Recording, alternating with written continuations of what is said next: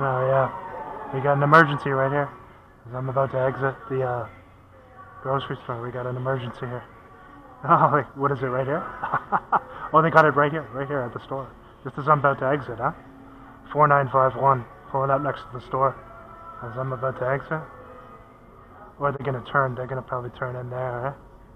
They suddenly had an emergency. Notice they put on the siren just for there. But now they've turned the siren off, because it's such a major emergency. Let's all put our masks on here. Everybody put your mask on. And pretend that you believe in non-existent things.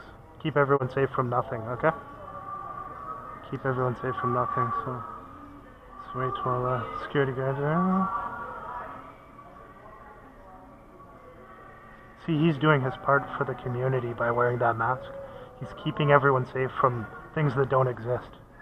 So you have to do your part for the community by lying and deceiving and pretending that things that don't really exist. That's how you do your part for the community in Canada, okay? So put your mask on. See? He's got to cover, you got to keep that mask on, man. We might get sick if you take it off. Okay? Here we go. As you will see in these short clips of video documentation from the night of June 24th going into the morning of June 25th, 2026, CSIS and the RCMP continue to send their swarms of criminal motorcycle provocateurs to drive back and forth in front of my workplace all night during the nights when I am at work. CSIS and the RCMP are completely fraudulent organizations that lie about literally everything they do. These Freemasonic-controlled groups act essentially as organized crime syndicates, ensuring that there is always a steady supply of hard drugs flowing through the streets in Canada. CSIS and the RCMP instruct these criminal motorcycle harassers, who they also use in their police-protected drug-running operations, to stalk, harass, terrorize, and subject to relentless noise harassment campaigns any honest Canadians who have spoken out against police corruption and or police involvement in facilitating the drug trade. Being bullies, psychopaths, and criminals, Rogers and Duheme derive a great deal of satisfaction out of the suffering and torment of those who they are harassing in this way. They have been assured that there will be no repercussions for their actions, and each time I have exposed these activities and put the documentation up, criminal drug traffickers Michael Duheme and Dan Rogers have their organizations ramp up these activities, hoping that somehow it's going to intimidate me into silence. They've failed miserably at that for the past 5 years. Their organizations have, for that matter. Prior to Rogers being in his place, David Vigneault was at the helm of these harassment activities before he was removed from his position for covering up the rapes of his own employees, which were going on under his leadership. And now Rogers is in the same position and is conducting the same types of activities to terrorize and torment honest citizens while working with drug dealers, criminals, and these criminal motorcycle gangs who he uses to stalk, harass, and terrorize anyone who speaks out to expose Freemasonic police corruption or corruption within our intelligence services and the RCMP.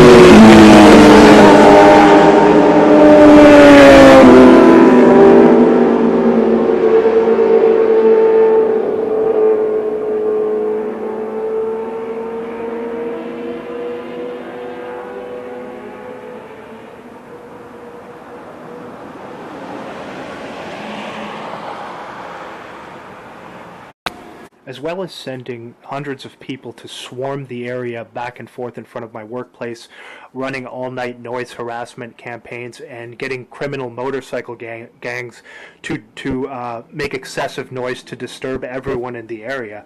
CSIS and the RCMP also send these same people, these provocateurs, to stalk me and follow me pretty much everywhere I go, and to attempt to set up provocation skits to attempt to slander me. They also, the RCMP has also been monitoring me inside of every home I've lived in for the past 5 years and invading my privacy. And to these groups of stalkers who they use to harass me everywhere I go, CSIS and the RCMP obviously illegally have pictures of me that they give to these people, spread ridiculous lies and slander, and instruct them to stalk me and harass me everywhere I go. They invade my privacy, in the privacy of my home, despite the fact that I'm a law-abiding citizen. So criminal drug traffickers like Michael Duheme and Dan Rogers have to continually create new lies and slander to justify these operations to the people who they dupe into doing these things. Now, some of them are people who they just lie to and dupe into doing these things via slander. Others are people who know exactly what they're doing and just get great enjoyment out of participating in criminal activities and harassing people. And those would be the people who CSIS and the RCMP also use in their drug running operations. Now, all of this is completely covered up by the Canadian media, which is fully controlled via the Crown.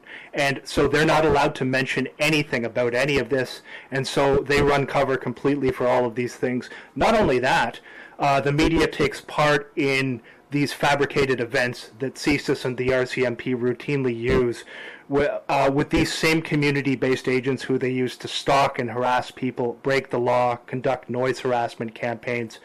They use them to participate in these staged events to deceive the public into attempting to justify removing more and more basic rights and freedoms. So Rogers and Duheme are two of the criminal Freemasons who want all internet free speech shut down in Canada, and they want to force the digital ID so that there can be no anonymity to expose these activities. It's to cover up their own crimes. It's not Mark Carney who's pushing it.